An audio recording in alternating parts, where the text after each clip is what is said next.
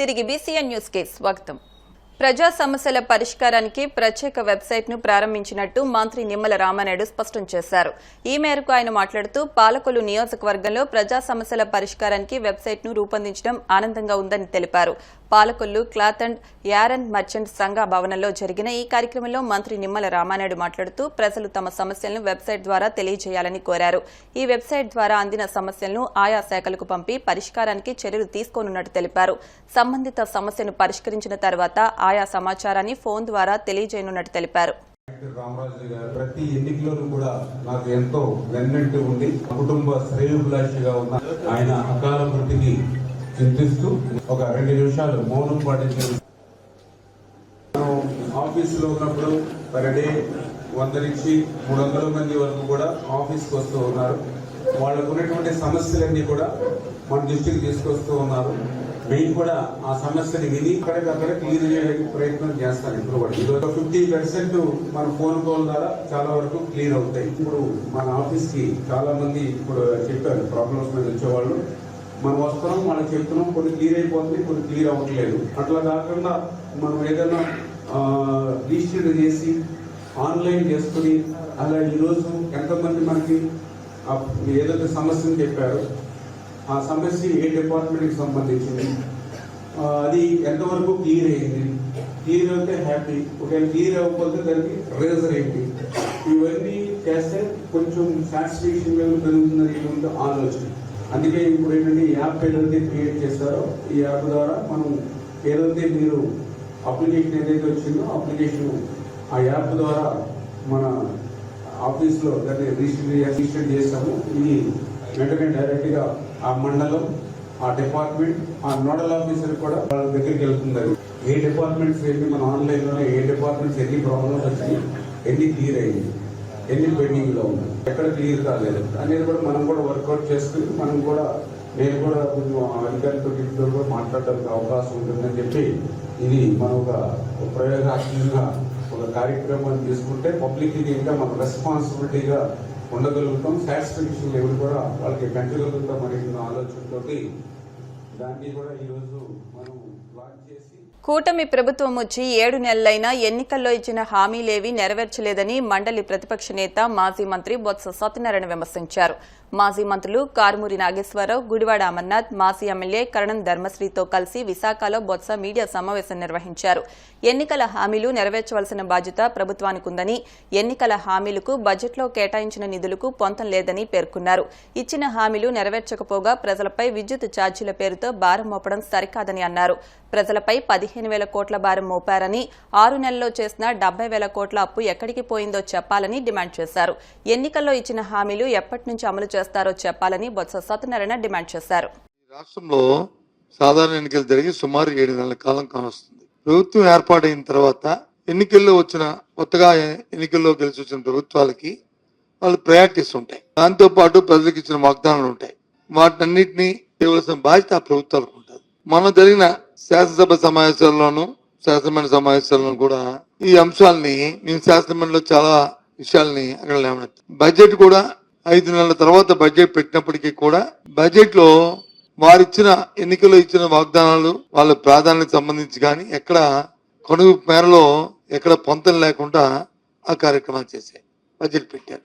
ఎంతసేపు గతంలో చెప్పుకొస్తున్న అప్పుల గురించే 1-10 సార్లు చెప్పారు. కానీ బడ్జెట్ తాలూగా ఇచ్చిన రిజిస్ట్రేషన్ బుక్ లో చూస్తే వాటికి వీటికి పొంతన లేవు. ఇవన్నిటి కూడా డిబేట్ జరిగింది, చాలా సార్లు డిబేట్ జరిగింది.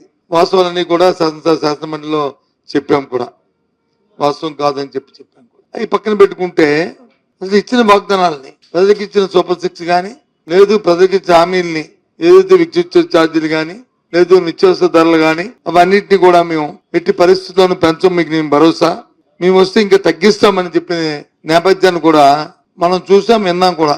మీ పత్రికా సోదరులు అందరూ కూడా ఉన్నారు. ఇది ఎవరో ఆశామాషి మనుషులు ఎవరో చెప్పలే, ఏదో పార్టీ కార్యకర్తలు చెప్పలే. సాక్షాత్తు కూటమిలో ఉన్న ఎవరైతే తెలుగుదేశం పార్టీ ఆది నాయకుడు చంద్రబాబు నాయుడు నోటంట, అలాగే కూటమి నాయకుల్లో ఉన్న భారతీయ జనతా పార్టీ నాయకులు కానీ, కూటమి నాయకులతో భాగస్వాములైన జనసేన అధ్యక్షులు కానీ ఈ వాక్యాలని వాళ్ళు చెప్పిన మాటలు. ఇవాళ చూస్తే వీటి మీద అయ్యో ఎక్కువైపోయి దీన్ని మేము తగ్గిస్తాము, అని చెప్పిన కూటమి నాయకులు మరి తెలుగుదేశం పార్టీ ఈ రోజు వచ్చి మళ్ళీ ఇవాళ నుంచి సుమారు 6,072 కోట్ల రూపాయల్ని ఇవాళ వచ్చి అదనంగా భారం మోపింది. దాని నుంచి ఏదైతే నేను చెప్పానో అప్ టు 30 యూనిట్ల వరకు వాడుతున్న ₹1.90 ఇవాళ అది సుమారు ₹3 అయ్యే పరిస్థితి. అదే ₹3 వాడుతుంది వచ్చి ₹4 అయిపోయే పరిస్థితి ఉంది. అంటే ఒక యూనిట్ కి సుమారు ₹120 నుంచి ₹1.25 పెరుగుతుంది ఒక యూనిట్ కి. ఇది ఎప్పటి వరకు? ఈ నెల వరకు. ఇదే ఫిబ్రవరి నెల దాటితే 9,412 కోట్ల రూపాయలు మళ్ళీ దాని మీద అదనంగా మళ్ళీ అయిపోతున్నారు. అంటే మార్చి నెల బిల్లులో వస్తుంది. అంటే మార్చి నెల అయినప్పటికీ ఈ నెలలో వస్తున్న బిల్లులో ఉన్న 6,000 కోట్లు, అలాగే ఫిబ్రవరి నుంచి అయిపోయి 9,000 కోట్లు కలిపితే సుమారు సాలీనా అది రెండు కలిపి 15,000 కోట్ల రూపాయలకి వీళ్ళు వచ్చి విద్యుత్ ఛార్జీల్ని పెంచబోతున్నారు. ఇవాళ 15,485 కోట్లు. ఇవి ట్రోప్ ఛార్జీలు. ఏంటి? గత సంవత్సరాల్లో మరి ప్రభుత్వం ఈ డిస్కామ్లలో ఏదైతే ఆ రోజు ఏపీఆర్సీ రెగ్యులేటరీ కమిషన్ నిర్దేశించిన ధర కంటే అధికంగా రవాణా ఛార్జీలు కానీ, లేకపోతే లాసెస్ కానీ, లేకపోతే అదనంగా పవర్ పర్చేజ్ చేయడం వచ్చిన అది కానీ అవన్నిటిని కలిపి దాన్ని 15,485 కోట్లు వస్తే ఆ డబ్బుని ఇప్పుడు తీసుకొచ్చి వినియోగదారుల మీద ఏదైతే ఇందాక చెప్పిన ఈ సామాన్యులుగా 0 నుంచి 400 యూనిట్ల వరకు వాడుతున్న వీళ్ళందరి మీద ఈ డబ్బును వచ్చి చిన్న పెద్ద తేడా పాడా ఏమీ లేకుండా సమన్యాయం చేస్తూ అందరి మీద ఈ వడ్డను తేదలుచుకుంది ఈ ప్రభుత్వం. ఎంతవరకు సంబంధించిన ఆలోచన చేయండి. అడిగితే అడ్డగా బుకాయిస్తున్నారు. మీరే కదా ఏపీఆర్సీ పెట్టారు, మీ హయాంలో కూడా పెరిగాయి అంటున్నారు. ఒక విషయాన్ని జ్ఞాపకం చేస్తున్నాను, ఇవన్నిటినీ ఓవర్కమ్ అయ్యాయి కదా. మాకు చాలా తెలివితేటలు ఉన్నాయి, మాకు సంపద సృష్టి తెలుసు, అద్భుతమైన మాకు ఆలోచనలు ఉన్నాయి, మాకు వచ్చి అనుభవం ఉంది అని కదా ప్రజల్ని మభ్యపెట్టి మోసం చేసి వీటికన్నిటికీ మీరు ముందుకు వచ్చారు. మరి ఏ రకంగా మీరు ఈ ₹2 రేపు మార్చి లోపల ఇవాళ నుంచి మరి మార్చి వరకు చూస్తే సుమారు ₹2 పెరగబోతుంది. ఏ రకంగా మరి మీరు వడ్డనేస్తారు? ఈ 15,000 కోట్లని ఎందుకు ప్రభుత్వం సబ్సిడీ లోపల ఇవ్వలేకపోతుంది? ఎందుకు ఇవ్వబోతుంది? ఇవ్వచ్చు కదా, ప్రభుత్వం సబ్సిడీ చేయొచ్చు కదా, ప్రజలకు భారం పడకుండా చేయొచ్చు కదా, ఎందుకు చేయలేదు? నేను ప్రజల తరఫున అడుగుతున్నాను. ఓ ప్రతిపక్ష పార్టీగా మేము డిమాండ్ చేస్తున్నాం, ఈ డబ్బుని తక్షణమే ట్రోప్ ఛార్జీని మీరు ఉపసంహరించుకొని ప్రభుత్వమే వెసులుబాటు చేసి ఈ 15,485 కోట్ల రూపాయలని ప్రభుత్వం డిస్కామ్లకి వచ్చి చెల్లించి ప్రజలకు ఉపశమనం కలిగించాలి. ప్రజల మీద వచ్చి ఒత్తిడి తేగకూడదు, ప్రజల మీద వచ్చి దీన్ని భారం పడకూడదు అని మా డిమాండ్. సమంజసంగా ఆలోచన చేయండి. మీరే చెప్పారు కదా ఎన్నికల ముందు. పోర్టుల నుంచి రేషన్ బియ్యం అక్రమంగా రవాణా జరగకుండా అడ్డుకట్ట వేయాలని పౌర సరఫరాల శాఖ మంత్రి నాదెండ్ల మనోహర్ పేర్కొన్నారు. ఈ మేరకు రాష్ట్ర సచివాలయంలో రేషన్ బియ్యం పోర్టుల నుంచి అక్రమంగా తరలిపోకుండా చేపట్టవలసిన చర్యలపై సమీక్షించారు. ఈ సమావేశంలో మంత్రి నాదెండ్ల మనోహర్తో పాటు వ్యవసాయ శాఖ మంత్రి కె అచ్చెన్నాయుడు పాల్గొన్నారు. ఇంకా vigilance DG, intelligence IG, civil supplies corporation commissioner, maritime board CEO, రవాణా శాఖ ఉన్నతాధికారి హాజరయ్యారు.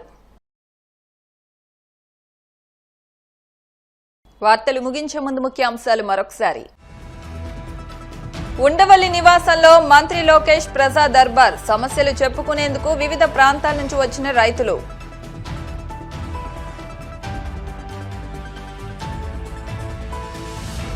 పాలకొల్లు డిఎస్సీ అభ్యర్థుల కోసం త్వరలో ఉచిత శిక్షణ సద్వినియోగించుకోవాలన్న మంత్రి నిమ్మల రామానాయుడు.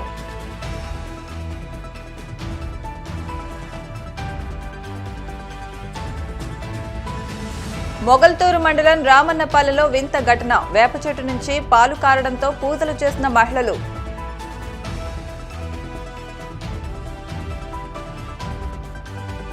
ప్రజా సమస్యల పరిష్కారానికి పాలకొల్లులో ప్రత్యేక కార్యాచరణ, ప్రత్యేక వెబ్సైట్ను ప్రారంభించిన మంత్రి నిమ్మల. ఈ వార్తలు ఇంతటితో సమాప్తం.